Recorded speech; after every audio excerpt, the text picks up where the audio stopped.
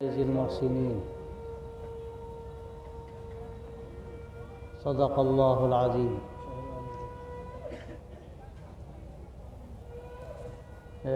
دینی ایمانی بھائیوں، یہ قربانی کے ایام ہیں، اس کو عید الاضحیٰ کہتے ہیں۔ اللہ تبارک و تعالی نے ایمان والوں کو دو عیدیں عطا فرمائی ہیں، ایک عید الفطر ہے اور دوسرے عید الاضحیٰ۔ عید الفطر اس لیے ہے کہ وہ افطار کا دن رمضان مبارک کے پورے روزے پورے مہینے کے آدمی رکھتا ہے، اللہ کا قرب حاصل کرتا ہے، پھر اللہ تبارک و تعالیٰ نے اس کے انعام کے طور پر عید کا دن عطا فرمایا کہ وہ کھانے پینے کا دن ہے۔ اب اس دن اگر کوئی روزہ رکھتا ہے، اللہ تبارک و تعالیٰ اس کو پسند نہیں فرماتا، اور عید کے دن روزہ رکھنا جائز نہیں۔ اور یہ دوسری عید ہے، قربانی کی عید ہے، اور یہ بھی کھانے پینے کے دن ہے، ایام و اکل و شربن کہا گیا ہے کہ جو جانور آدمی قربان کرتا ہے اس کا گوشت کھانا اچھی بات ہے، اس لیے کہ وہ جانور اللہ کے لیے قربان کرتا ہے۔ اور حقیقت میں یہ حضرت ابراہیم علیہ السلام کی یادگار ہے۔ انہوں نے جو خواب دیکھا تھا، اور انبیاء علیہ السلام کا خواب برحق ہوتا ہے اور اس کا درجہ وحی کا ہوتا ہے۔ انہوں نے خواب دیکھا کہ وہ اپنے بیٹے کو ذبح کر رہے ہیں، حضرت اسماعیل علیہ السلام کو۔ انہوں نے بیان کیا کہ انی ارا فی المنام انی اذبحک فانظر ماذا تری، قال یا ابت افعل ما تؤمر ستجدنی ان شاء اللہ من الصابرین۔ اپنے بیٹے کو انہوں نے بلا کر کہا کہ بیٹا، میں یہ خواب میں دیکھتا ہوں کہ میں تمہیں ذبح کر رہا ہوں، بتاؤ تمہارا کیا خیال ہے؟ بیٹا بھی کس کا بیٹا تھا، اور پھر نبی آخر الزماں حضرت محمد رسول اللہ صلی اللہ علیہ وسلم کا ان کو جد امجد ہونا تھا۔ انہوں نے کہا کہ ابا جان، سوچنے کی کیا بات، آپ کو جو حکم مل رہا ہے آپ کر گزریے، مجھے تو آپ صبر کرنے والوں میں پائیں گے۔ آسان بات نہیں۔ حضرت اسماعیل علیہ السلام بڑے ہو رہے تھے، فلما بلغ معہ السعی کہا گیا قرآن مجید میں، بلغ معہ المشی نہیں کہا گیا۔ اس کا مطلب جاننے والے جانتے ہیں کہ وہ دوڑنے کے قابل ہو گئے تھے، اور ظاہر ہے کہ یہ عمر عام طور سے 10-12 سال کی ہوتی ہے جب آدمی اپنے باپ کے ساتھ نکلتا ہے، کاموں میں شریک ہوتا ہے، اور اس وقت باپ کو اپنے بیٹے سے خاص تعلق ہوتا ہے، ایسی محبت ہوتی ہے کہ شاید وہ محبت شروع میں نہ ہو۔ اس وقت اللہ تبارک و تعالیٰ نے گویا کہ حکم دیا، جو خواب تھا وہ خواب نہیں تھا، اللہ کی طرف سے ایک حکم تھا۔ انبیاء علیہ السلام کے خواب جو ہوتے ہیں وہ وحی الہی کا درجہ رکھتے ہیں۔ بیٹے نے کہا جو کرنا ہے کر گزریے۔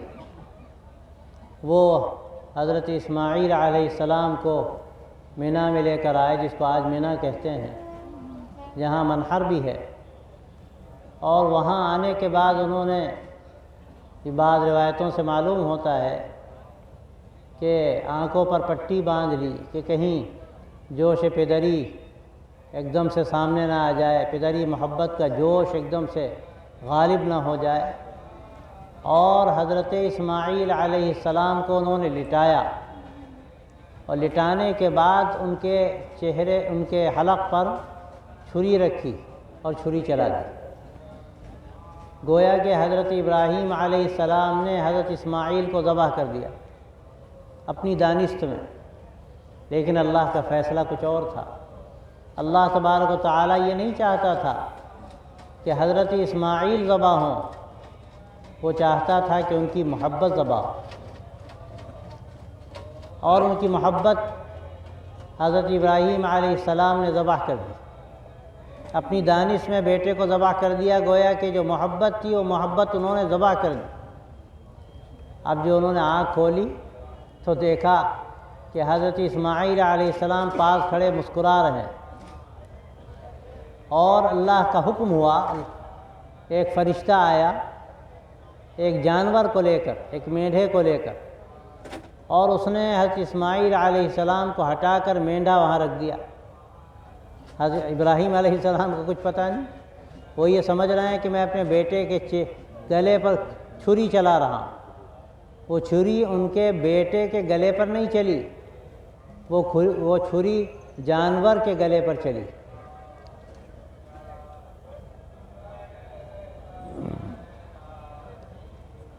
اور حضرت ابراہیم علیہ السلام نے یہ سمجھ لیا کہ بیٹا ذبح ہو گیا، اور یہی مقصود تھا کہ ان کو اپنے بیٹے سے جو محبت تھی، اور یاد رکھیے کہ حضرت ابراہیم علیہ السلام کا مزاج محبت و شفقت کا تھا۔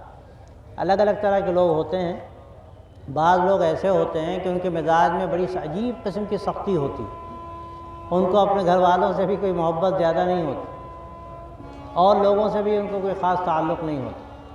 لیکن بعض مزاج ایسے ہوتے ہیں کہ ان کو ہر ایک سے شفقت ہوتی ہے، جس کو شفقت علی الخلق کہتے ہیں، یعنی مخلوق سے ان کو پیار ہوتا ہے، اللہ کی مخلوق، اور پھر اللہ کی مخلوق میں انسان، جس کو اللہ نے اشرف المخلوقات بنایا، تو وہ انسانوں سے پیار کرتے ہیں، ہر انسان سے پیار کرتے ہیں، ہر انسان کا بھلا چاہتے ہیں۔ اور ظاہر ہے ایسے لوگ جو ہوتے ہیں ان کو اپنے گھر والوں سے خاص تعلق ہوتا ہے، اولاد سے بڑی محبت ہوتی۔ تو حضرت ابراہیم علیہ السلام کا جو مزاج تھا وہ انتہائی محبت کا مزاج تھا، اور اپنے بیٹے سے تو کس قدر ان کو محبت تھی، اور وہ سمجھتے تھے ان کی اس متانت کو، سنجیدگی کو، ان کے فہم کو، ان کی ذہانت کو دیکھتے تھے، خوش ہوتے تھے۔ ان کو اندازہ تھا کہ یہ میرا بیٹا بڑی شان کا حامل ہوگا، اب اللہ کا حکم ہے کہ بیٹے کو ذبح کر دو۔ انہوں نے کوئی اس میں کمی نہیں کی اور بیٹے کو ذبح کر دیا۔ تو اللہ تبارک و تعالیٰ نے دکھایا کہ حضرت ابراہیم علیہ السلام کو اللہ نے کیا مزاج دیا تھا، اطاعت کا مزاج، اور آخری درجے کی اطاعت کا مزاج۔ اور ایک جگہ نہیں، اللہ تبارک و تعالیٰ نے ان کو کئی جگہ آزمایا۔ وَإِذِ ابْتَلَىٰ إِبْرَاهِيمَ رَبُّهُ بِكَلِمَاتٍ فَأَتَمَّهُنَّ قَالَ إِنِّي جَاعِلُكَ لِلنَّاسِ إِمَامًا قَالَ وَمِن ذُرِّيَّتِي قَالَ لَا يَنَالُ عَهْدِ الظَّالِمِينَ۔ اللہ تعالیٰ قرآن مجید میں بیان کرتا ہے کہ کئی جگہوں پر اللہ تبارک و تعالیٰ نے حضرت ابراہیم علیہ السلام کی آزمائش کی۔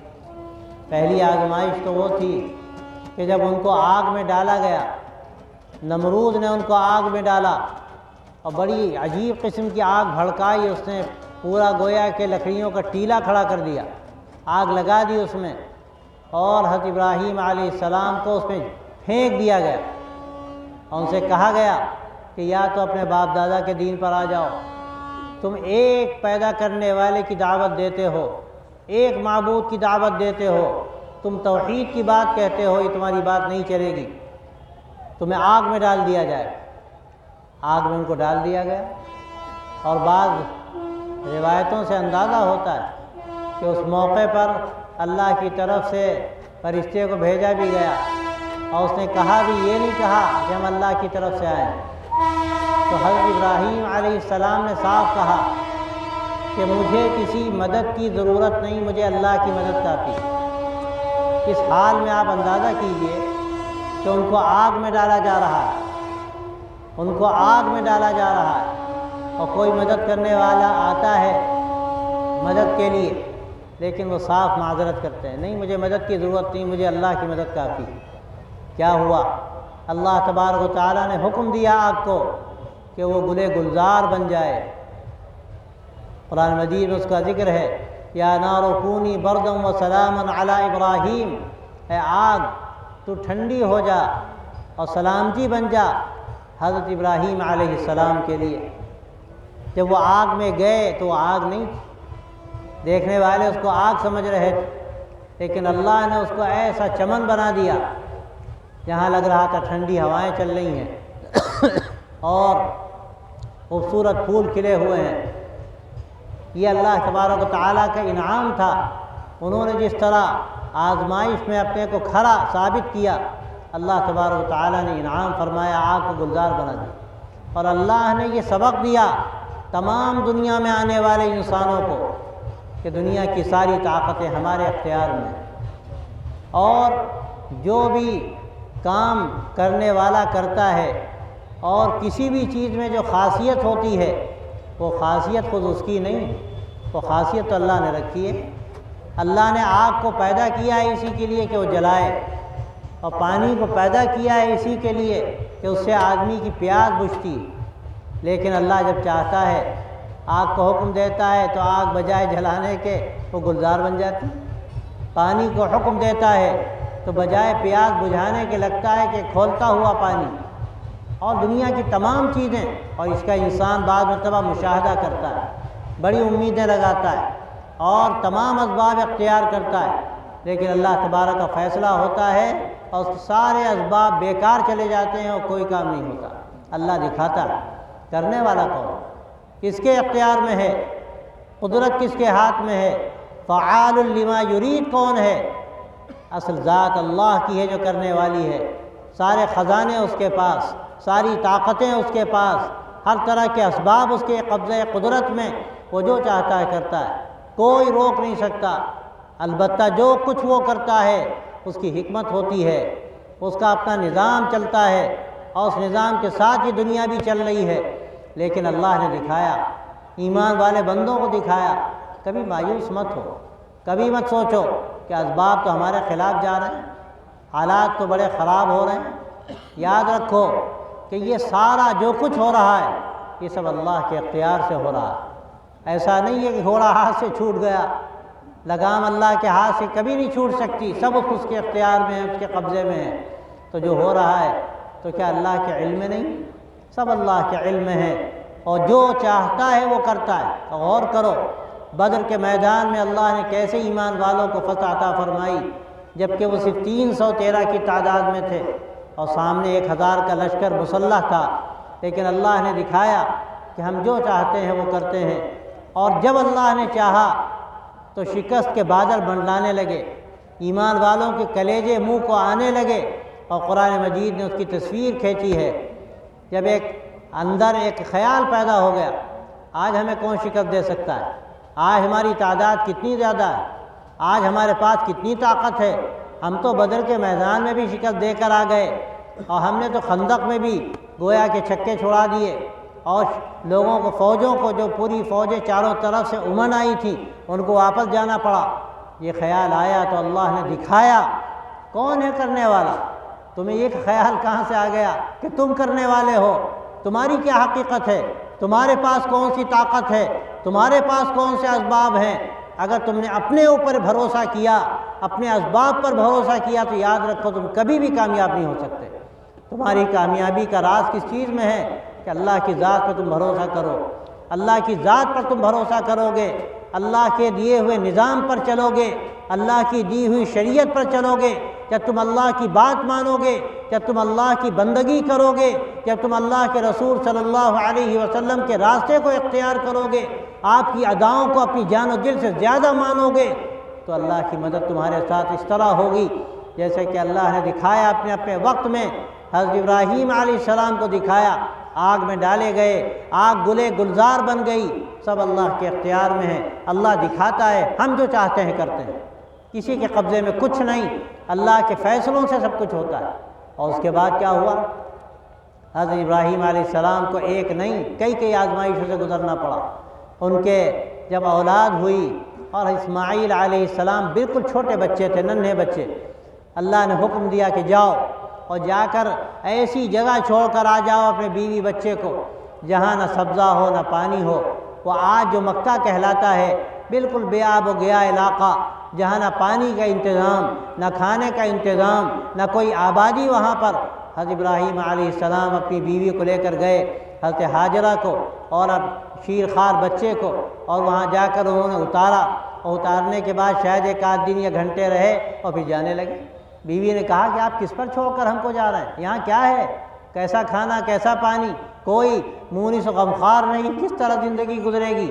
حضرت ابراہیم علیہ السلام نے کہا اللہ کا حکم ہے، ہم اللہ کے حکم کے تابع ہیں، اس کے ہم بندے ہیں۔ اور بیوی بھی کس کی تھی اور ماں کس کی تھی؟ وہ بولی کہ اگر اللہ کا حکم ہے تو اللہ ہم کو ضائع نہیں کرے گا۔ وہ تو چھوڑ کے جنگل میں چلے گئے، جنگل بھی کیسا جنگل بھی نہیں تھا، وہاں کوئی درخت بھی نہیں تھا، کوئی پھل بھی نہیں تھے، جنگلی پھل بھی نہیں تھے، بس ایسا بے آب و گیا علاقہ، پتھر اور پہاڑ، اور بالکل لگتا تھا دھول اڑ رہی ہے، کوئی انتظام کھانے پینے کا نہیں۔ حضرت ابراہیم علیہ السلام چلے گئے، اب حضرت اسماعیل کو پیاس لگی، اور ایسی پیاس لگی کہ بے قرار ہو کر پیر مارنے لگے زمین پر۔ حضرت حاجرہ علیہ السلام دوڑتی تھی، کبھی ادھر جاتی تھی، کبھی ادھر جاتی تھی۔ پھر اللہ کا فیصلہ ہوا، جہاں پر اسماعیل علیہ السلام نے ایک دو مرتبہ زور سے پاؤں مارا، اللہ نے طے کر دیا وہیں سے چشمہ جاری ہو گیا۔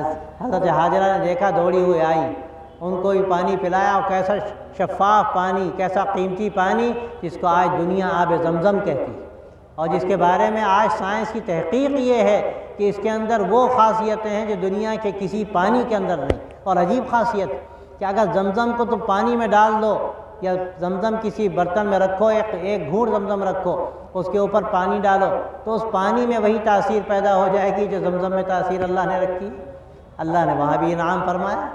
پھر یہ آخری ایسی آزمائش تھی جو معمولی نہیں تھی کہ بیٹے کو ذبح کرنے کا حکم ہوا، اور حضرت ابراہیم علیہ السلام نے ان کو ذبح کر دیا۔ میرے دوستو، آج ہم جو جانور قربان کرتے ہیں مختلف شکلوں میں، آپ یاد رکھیے حقیقت میں کس چیز کی قربانی ہے؟ ہم بھول جاتے ہیں، ہمیں حضرت ابراہیم علیہ السلام کا واقعہ یاد نہیں رہتا کہ کس چیز کی قربانی ہے۔ یاد رکھیے یہ جانور کی قربانی نہیں ہے، یہ ایک علامت ہے۔ یہ حقیقت میں قربانی اپنی محبتوں کی ہے، اپنی چاہتوں کی ہے، اپنی رسم و رواج کی ہے، اپنی خواہشات کی ہے، اپنے دل کے ارادوں کی ہے۔ بڑے بڑے جو ہمیں بینک بیلنس نظر آتے ہیں اور طرح طرح کی ہمیں عزتیں اور مناصب نظر آتے ہیں، حقیقت میں قربانی ان تمام چیزوں کی ہے۔ ہمیں یہ سبق دیا گیا یہاں پر کہ ہمیں قربانی کی زندگی گزارنی۔ اللہ کا حکم ایک طرف، اللہ کے نبی صلی اللہ علیہ وسلم کے ارشادات ایک طرف، اور دوسری طرف ہماری اپنی خواہشیں ہیں، رسم و رواج ہیں۔ ہم اللہ کے نبی صلی اللہ علیہ وسلم کے آگے کسی چیز کی کوئی حقیقت نہیں سمجھتے، اور ہر چیز کو ہم قربان کرنے کے لیے تیار ہیں۔ آپ غور کیجئے ہماری زندگی آج کیسی گزر رہی ہے۔ میں صرف ایک مثال عرض کروں کہ شادی بیاہ کے موقع پر ہم جو عللے تللے خرچ کرتے ہیں، لاکھوں نہیں کروڑوں روپے بعض مرتبہ خرچ کرتے ہیں، جبکہ اللہ کے نبی صلی اللہ علیہ وسلم نے کیا فرمایا؟ اعظم النکاح برکتاً ایسرہ مؤونتاً، کہ سب سے بابرکت نکاح وہ ہے جس میں سب سے کم خرچ کیا جائے۔ ہمیں کیا یہ آپ صلی اللہ علیہ وسلم کا ارشاد یاد رہتا ہے؟ اپنی ناک اونچی کرنے کے لیے، دنیا کو دکھانے کے لیے کہ ہمارے پاس کتنی دولت ہے، ہمارے پاس کتنی عزت ہے، ہم کیا کیا کر سکتے ہیں۔ ہم بھول جاتے ہیں کہ برکت اللہ نے کس چیز میں رکھی تھی کہ ہم کم سے کم خرچ کرتے تو اللہ کی طرف سے برکت کے فیصلے ہوتے، لیکن اپنے پیروں پر کلہاڑی تو ہم خود مارتے ہیں۔ اپنے پیروں پر کلہاڑی مارنے کی مثال آپ نے سنی ہوگی۔ بھائی ہم شادیوں میں جو اسراف کرتے ہیں، ہم دکھاوا کرتے ہیں، اپنے پیروں پر ہم خود کلہاڑی مارتے ہیں، اور اس کے بعد روتے ہیں۔ کبھی طلاق کی نوبت آتی ہے، کبھی اور نہ جانے کیا کیا ہوتا ہے۔ یہ کیوں ہوتا ہے؟ اللہ کے نبی نے جس چیز میں برکت رکھی تھی، ہم نے وہ چیز چھوڑ دی، اس کا کیا نتیجہ نکلے گا؟ اور غور کیجیے، آپ شادیوں میں لاکھوں روپے خرچ کر رہے ہیں، آپ کے پڑوس میں کوئی بیوہ ہے، آپ کے پڑوس میں کوئی یتیم بچی ہے جس کی شادی کا کوئی انتظام نہیں، اور ہمیں کوئی پرواہ نہیں، وہ کہیں جائے، ایمان چھوڑے، اور ہم آرام سے داج عیش دیں اور اپنی عزت کا دکھاوا کریں جس کی کوئی قیمت نہیں، ہزار بار اپنے پیروں سے اس عزت کو روندنا ہم سیکھیں۔ یہ قربانی کا پیغام ہے۔ اگر یہ قربانی کا پیغام ہم نے نہ لیا تو ہم نے کیا لیا؟ یاد رکھیے، آپ جانور کی قربانی کرتے ہیں، یقیناً یہ عبادت ہے۔ ہم اللہ کے بندے ہیں، اللہ کے حکم کے بندے ہیں، اللہ کے نبی صلی اللہ علیہ وسلم کے فرمان کے مطابق ہمیں عمل کرنا ہے، جو کہا جائے گا کریں گے، ہماری جان رہے یا جائے۔ آپ کی ارشادات کے آگے ہماری کس چیز کی کیا قیمت ہے؟ لیکن بھائیوں، ہمیں سمجھنا چاہیے کہ قربانی کا اصل پیغام کیا ہے؟ اپنی محبت کو قربان کرنا، اپنی چاہتوں کو قربان کرنا، اب ہم وہ نہیں کریں گے جو اللہ کے حکم کے خلاف، ہم وہ کریں گے جو اللہ کا فرمان، اللہ کے فرمان کے مطابق ہماری زندگی گزرے گی۔ یہ اصل پیغام ہے عید الاضحیٰ کا۔ اگر ہم نے یہ پیغام لیا اور یہاں سے ہم یہ طے کر کے گئے کہ ہم انشاءاللہ اللہ کے حکم کے مطابق زندگی گزاریں گے، اللہ کے حکم کے مطابق زندگی گزاریں گے، کوئی کام ہمارا ایسا نہیں ہوگا جو اللہ کے حکم کے خلاف۔ یہ اصل پیغام ہے یہاں کا۔ اگر ہم نے یہ پیغام لیا اور یہاں سے ہم یہ طے کر کے گئے کہ اب تک ہم نے کوئی کام اگر حکم شریعت کے خلاف کیا ہوگا تو ہم اس کو ترک کریں۔ آپ لوگ بیٹھ جائیں، ابھی 5 منٹ باقی ہیں، پھر ہم اعلان کریں گے صفوں کے بنانے کا۔ البتہ ضرور یہ کریں کہ آگے جگہوں کو خالی بالکل نہ چھوڑیں، جو جگہیں خالی ہیں پہلے بھر لیں اور پھر اس کے بعد جو پیچھے خالی جگہیں وہ بھرتے رہیں۔ عیدگاہ کے باہر نہ کھڑے ہوں، اندر آ جائیں، نماز اندر ہی ادا کریں۔ تو بھائیوں، میں عرض کر رہا تھا کہ عید الاضحیٰ کا اصل پیغام یہ ہے کہ ہمیں قربانی کی زندگی اختیار کرنی۔ ہمارا جی چاہ رہا ہے کہ ہم نشہ کریں معاذ اللہ۔ اب آج مسلمان نوجوانوں کا حال کیا ہے؟ اچھے اچھے دینداروں کو دیکھا جا رہا ہے کہ وہ نشے کی لت میں لگ رہے ہیں اور کن کن چیزوں سے نشہ کر رہے ہیں جس کا تصور نہیں ہو سکتا۔ میرے دوستوں، میرے بھائیوں، اس کے بارے میں کہا گیا ہے کہ گناہوں کی جڑ ہے، برائیوں کی جڑ ہے، اس سے خاندانوں کو برباد ہوتے ہوئے دیکھا گیا ہے۔ ہم توبہ کریں، اپنے دوستوں کو ہم تلقین کریں ان تمام باتوں کے خلاف، ان کو سمجھائیں کہ بھائی اگر ہم نشہ کریں گے، ہم جوا کھیلیں گے، خدا نخواستہ شراب اگر کوئی پیتا ہے تو آخری بات ہے اس پر تو حد جاری کی جاتی ہے، اور سب سے بڑھ کر یہ کہ اللہ کی ناراضگی کا کتنا بڑا یہ انتہائی ایسا خراب کام ہے کہ اس کے بعد آدمی کی زندگی بربادی کے راستے پہ پڑ جاتی ہے۔ ہم یہاں توبہ کر کے جائیں کہ ہم انشاءاللہ جو کام بھی شریعت کے خلاف کرتے رہے اس سے توبہ کرتے ہیں۔ ہم اگر نشے کے قریب ہیں تو توبہ کرتے ہیں، فضول خرچی کرتے ہیں تو توبہ کرتے ہیں، اگر خدا نخواستہ ہم رشوت لیتے ہیں، ہم کسی کا حق مارتے ہیں، ہم نے وراثت کی تقسیم شریعت کے مطابق نہیں کی، ہم نے بہن کو حق نہیں دیا تو ہم توبہ کرتے ہیں اللہ کی بارگاہ میں، اور یہاں سے جاتے ہی پہلا کام یہ کریں گے کہ جس کا جو حق ہے وہ حق ادا کریں۔ اگر یاد رکھیے کسی کا مال ایک حبہ بھی ہمارے ذمہ رہ گیا اور ہم نے وہ مال کھایا، استعمال کیا، تو حدیث میں آتا ہے کہ اگر حرام مال کا ایک لقمہ بھی آدمی حلق کے نیچے اتارتا ہے، وہ لقمہ نہیں ہے، وہ آگ کا انگارہ ہے۔ ہمیں اندازہ نہیں ہوتا، کل مرنے کے بعد اندازہ ہوگا۔ حرام مال سے بچنا، دوسروں کی حق تلفی سے بچنا، پڑوسیوں کا خیال رکھنا، اچھے اخلاق کا مظاہرہ کرنا، کمزوروں کی مدد کرنا، بھوکوں کو کھانا کھلانا، بیماروں کی عیادت کرنا۔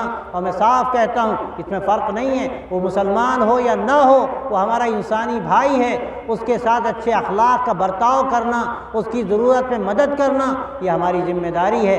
اور کسی کو اگر تکلیف ہم پہنچاتے ہیں تو ایمان کے منافی حدیث میں آتا ہے المسلم من سلب الناس من لسانہ ویدہ، کہ صحیح مسلمان وہ ہے کہ اس کی زبان سے اور اس کے ہاتھ سے تمام لوگ محفوظ رہیں۔ بس یہ پیغام ہے عید الاضحیٰ کا، اور یہی پیغام ہے قربانی کا۔ ہم طے کر کے جائیں، ہم جانور کے گلے پر چھری چلاتے ہیں، حقیقت پہ اپنی خواہشات کے گلے پر ہم چھری چلا رہے ہوں اور سوچ رہے ہوں کہ ہم انشاءاللہ آج سے کوئی کام شریعت کے خلاف نہیں کریں گے، اللہ کے نبی صلی اللہ علیہ وسلم کے بتائے ہوئے طریقے کے خلاف نہیں کریں گے۔ آپ کی محبت ہمارے لیے سب سے بڑی چیز، آپ کی محبت ہمارے لیے سب سے بڑی چیز۔ اور حدیث میں کہا گیا کہ تم میں کوئی بھی ایمان والا اس وقت تک نہیں ہو سکتا جب تک کہ میں اس کے نزدیک تمام چیزوں سے زیادہ محبوب نہ ہو جاؤں۔ اور ایک جگہ یہ فرمایا کہ تم میں کوئی بھی اس وقت ایمان والا نہیں ہو سکتا جب تک کہ اپنی خواہشات کو اس چیز کے تابع نہ کر لے جس کو میں لے کر آیا۔ بس یہ پیغام ہے عید الاضحیٰ کا، اور یہی پیغام ہے قربانی کا۔ اور جانوروں کی قربانی ایک عبادت ہے، اور یہ ہمارے لیے اجر ثواب کی چیز ہے، ہم اس سے دستبردار کبھی نہیں ہو سکتے۔ حدیث میں آتا ہے کہ خون کے زمین پر پڑنے سے پہلے اللہ کے مغفرت کے فیصلے ہوتے ہیں، اللہ تعالیٰ ہمیں خوشنودی کا پروانہ عطا فرماتے ہیں۔ اس سے بڑھ کر کیا؟ اس لیے ہمیں اس کا بھی اہتمام کرنا ہے اور اس کے پیغام کو بھی سمجھنا ہے کہ ہم قربانی کی زندگی گزاریں گے، شریعت پر چلیں گے، شریعت پر جئیں گے، اللہ کے نبی کے طریقے پر جئیں گے، اور اسی پر انشاءاللہ مریں گے، اور ایمان پر دنیا سے ہمارا خاتمہ ہوگا کلمہ لا الہ الا اللہ محمد رسول اللہ کے ساتھ۔ بس یہی قربانی کا پیغام ہے اور یہی ہماری کامیابی کا راز ہے۔ اللہ ہم سب کو توفیق دے۔ اب آپ لوگ صفیں بنا لیں، وقت ہو گیا، کھڑے ہو جائیں، صفیں بنا لیں۔